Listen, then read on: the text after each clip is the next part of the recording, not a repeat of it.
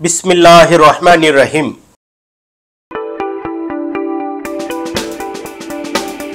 সুপ্রিয় দর্শক মণ্ডলী, আপনি আলুর স্টক বিজনেস আইডিয়া নিয়ে ভাবছেন কিংবা ইতিমধ্যে আলুর স্টক বিজনেস শুরু করেছেন, কিন্তু ধারণা নেই আলু বিক্রির প্রাইম টাইম সম্পর্কে। জানেন না কোল্ড স্টোরেজে রাখা আলু কোন মাসে বিক্রি করতে হয় কিংবা কোন মাসে আলুর দাম সবচেয়ে বেশি থাকে। তবে আমার এই ভিডিওটি শুরু থেকে শেষ পর্যন্ত অত্যন্ত মনোযোগ সহকারে দেখুন। আমি নিশ্চিত আপনার স্টক বিজনেস আইডিয়ায় অবশ্যই নতুন কিছু জ্ঞান সংযোজন হবে ইনশাআল্লাহ। আজ আমি আলোচনা করব কোন কোন মাসে আলুর দাম সবচেয়ে বেশি থাকে আর কোল্ড স্টোরেজে সংরক্ষণ করা আলু কোন মাসে বিক্রি করতে হয় সেই সম্পর্কে। ভিডিও শুরুতেই আমার ইনফরমেটিভ ইউটিউব চ্যানেল সহযোগিতা টেলিভিশনের পক্ষ থেকে সবাইকে আন্তরিক মোবারকবাদ জানাচ্ছি। আমি মোহাম্মদ সাজিদুল ইসলাম সাজু। আশা করছি ইতিমধ্যে আমার এই চ্যানেলটি সাবস্ক্রাইব করেছেন। আর যদি আমার চ্যানেলে নতুন দর্শক হন তবে আর দেরি নয়, এখনই আমার এই চ্যানেলটি সাবস্ক্রাইব করে পাশে থাকার জন্য বিশেষভাবে অনুরোধ জানাচ্ছি। আলুর স্টক ব্যবসা শুধুমাত্র আলু কিনতে জানলে হয় না, পাশাপাশি জানতে হয় আলু বিক্রির প্রাইম টাইম সম্পর্কে। সাধারণত কোন মাসে আলু কোল্ড স্টোরেজে স্টক করতে হয় তা সব ব্যবসায়ী জানেন, কিন্তু ৮০ থেকে ৯০% স্টক ব্যবসায়ী জানেন না কোন মাসে কোল্ড স্টোরেজ থেকে আলু বিক্রি করতে হয়। তবে সবারই একটা কমন ডায়লগ মুখস্থ আছে, দাম বাড়লেই আলু বিক্রি করতে হয়। কিন্তু কোন মাসে আলুর দাম বাড়ে এবং কেন বাড়ে তা জানেন না। সাধারণত ফেব্রুয়ারি মাসের মাঝামাঝি থেকে কোল্ড স্টোরেজে আলু সংরক্ষণ করা শুরু হয়। কোল্ড স্টোরেজের ক্যাপাসিটি বা ধারণ ক্ষমতা অনুযায়ী তা চলতে থাকে এপ্রিল মাসের শেষ সপ্তাহ পর্যন্ত, আর সেই আলু কোল্ড স্টোরেজে সংরক্ষিত থাকে ডিসেম্বর মাস পর্যন্ত। কোল্ড স্টোরেজে আলু ঢোকানোর পর প্রায় ১.৫ থেকে ২ মাস পর্যন্ত কোল্ড স্টোরেজ থেকে আলু কোনোভাবেই বের করতে দেওয়া হয় না, কারণ এই সময়ের মধ্যে কোল্ড স্টোরেজ কর্তৃপক্ষ ভেতরে থাকা আলুর বস্তা পালট বা উল্টিয়ে দিয়ে থাকেন। পালট শেষ করার পর আরও বেশ কিছুদিন আলুর তাপমাত্রা কমানোর জন্য কোল্ড স্টোরেজের দরজা ভালোভাবে বন্ধ করে রাখেন। তা না হলে কোল্ড স্টোরেজে থাকা আলু গরমে পচে নষ্ট হতে পারে।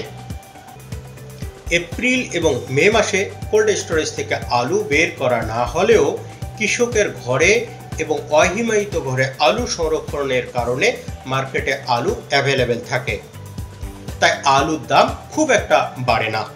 তবে জুন মাসের মাঝামাঝি থেকে আলুর দাম বাড়তে শুরু করে। বাংলাদেশে সাধারণত জুন জুলাই মাসে প্রবল বৃষ্টি হয়, অন্যদিকে সেপ্টেম্বর অক্টোবর মাসেও ঘন বৃষ্টিপাত হয়। ফলে সারা দেশে বন্যার পানিতে ডুবে ফসলের ব্যাপক ক্ষয়ক্ষতি পরিলক্ষিত হয়। বন্যার কারণে সর্বপ্রথম শাকসবজি ক্ষেত নষ্ট হয়, তাই আলুর চাহিদা বেড়ে যায়, আর আলুর চাহিদা বাড়লে আলুর দামও বেড়ে যায়। যারা ৫ থেকে ১০,০০০ বস্তা আলু কোল্ড স্টোরেজে সংরক্ষণ করেন তারা সাধারণত সারা সিজন জুড়ে কম কম করে আলু বিক্রি করে, তবে বন্যা বা বিভিন্ন প্রাকৃতিক দুর্যোগকে কেন্দ্র করে আলু বিক্রি করে সর্বোচ্চ লাভ করে থাকেন। সেপ্টেম্বর মাসের মাঝামাঝি থেকে নভেম্বরের মাঝামাঝি পর্যন্ত আলু বিক্রি করার সবচেয়ে উৎকৃষ্ট সময়। এই সময়ের বীজ আলু বিক্রি হয়, তাই আলুর দাম থাকে সবচেয়ে বেশি। তবে নভেম্বর মাসের পর থেকে আলুর দাম কমতে শুরু করে, কারণ নভেম্বরের মাঝামাঝি সময়ে আলুর নবান্ন হয় এবং মার্কেটে নতুন আলু আসতে শুরু করে। সমুদ্রপৃষ্ঠ থেকে উত্তর অঞ্চলের উচ্চতা প্রায় ৩৮ মিটার উঁচু, তাই উত্তর অঞ্চলের জমিতে বৃষ্টির পানি নেমে যাওয়ার সাথে সাথে বীজ আলু রোপণ করে, যেন নবান্ন উৎসবের সময় সর্বোচ্চ মূল্যে আলু বিক্রি করতে পারে। সাধারণত সনাতন ধর্মাবলম্বীদের পঞ্জিকা অনুসারে হিন্দু ধর্মাবলম্বীরা প্রতি বছর পহেলা অগ্রহায়ণ অর্থাৎ নভেম্বর মাসের ১৫-১৬ তারিখে নবান্ন উৎসব পালন করে থাকে। সেদিন তারা নতুন জামাইকে মাছ সহ নতুন আলু দিয়ে আপ্যায়ন করে, তাই সেদিন বাজারে নতুন আলুর চাহিদা বেড়ে যায় এবং সর্বোচ্চ দামের লোকজন নতুন আলু কিনে থাকে। এই সময়ে নতুন আলুর সাইজ ছোট থাকে, তাই সব কৃষক এই সময় আলু তুলতে চান না।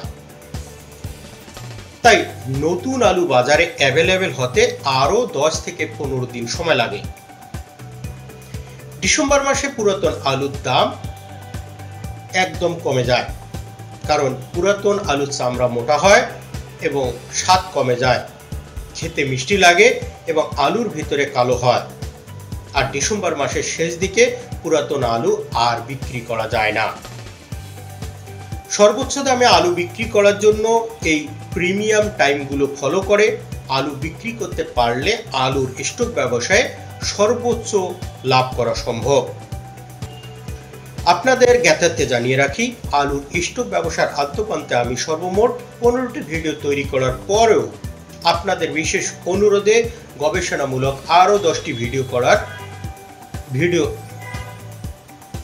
আপনাদের জ্ঞাতার্থে জানিয়ে রাখি, আলুর স্টক ব্যবসার আদ্যপ্রান্তে আমি সর্বমোট 15টি ভিডিও তৈরি করার পরেও আপনাদের বিশেষ অনুরোধে গবেষণামূলক আরও 10টি ভিডিও তৈরি করার প্রজেক্ট হাতে নিয়েছি। যারা আলুর স্টক বিজনেস আইডিয়া নিয়ে ভাবছেন কিংবা ইতিমধ্যে আলুর স্টক ব্যবসা শুরু করেছেন, তাদের বিজনেসকে আরও বেগবান ও লাভবান করতে বিভিন্ন গবেষণা ও আলুর স্টক ব্যবসায়ীদের অভিজ্ঞতার উপর ভিত্তি করে এই ভিডিওগুলি তৈরি করা হয়েছে। আশা করছি প্রত্যেকটা ভিডিওই আপনাদের কোনো না কোনো উপকারে আসবে। তাই সবার সুবিধার্থে আলুর স্টক ব্যবসার আদ্যপ্রান্তের সকল ভিডিও লিঙ্ক ডেসক্রিপশন বক্সে দেওয়া রয়েছে। প্রয়োজন মনে করলে দেখতে ভুলবেন না, আর একই সাথে লাইক, কমেন্ট ও শেয়ার করে অন্যকে দেখার সুযোগ করে দিন। আজ এই পর্যন্ত, দেখা হবে অন্য কোনো দিন ভিন্ন কোনো টপিকস নিয়ে। সেই পর্যন্ত ভালো থাকা হয় যেন। আল্লাহ হাফেজ।